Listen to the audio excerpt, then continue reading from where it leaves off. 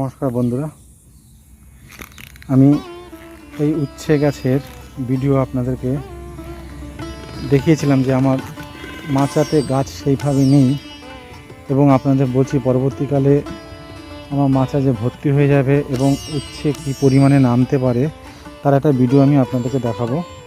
আপনারা দেখুন বন্ধুরা।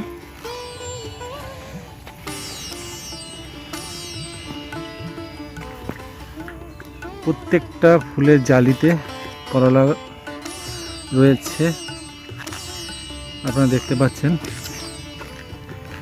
আমার এই গাছের বয়স বেশি দিন নয়।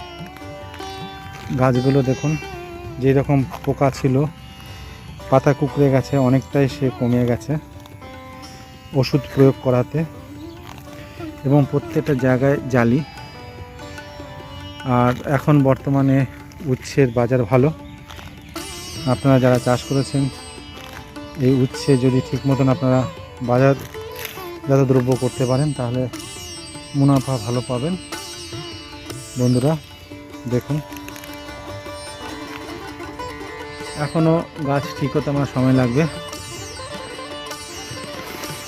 কিন্তু গাছের যে খারাপ অবস্থায় অনেকে বলেছিলেন যে আপনার গাছ সেভাবে ট্রিটমেন্ট নেই।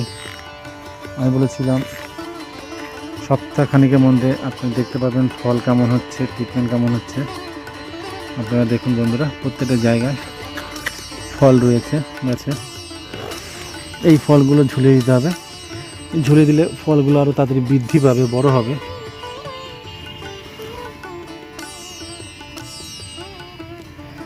গাছের যেটা ভালো রোগ সেটা হচ্ছে পাতা হলদে হয়ে যাওয়া। যেমন এই যে হলদে পাতা হয়ে যাচ্ছে, সেটাকে দমন করতে হবে। আর গাছের পাতা কুঁকড়ে যাওয়া। বন্ধুরা দেখুন, প্রতিনিয়ত আমি আপনাদেরকে এই উচ্ছে গাছের আপডেট দেবো, আপনারা দেখবেন। আপনাদের যদি কোনো উপকার আসতে পারি, চাষ বলতে পারেন একটা আমাদের ভারতবর্ষের প্রধান জীবিকা। আমরা অধিকাংশ মানুষ এই চাষের সাথে যুক্ত।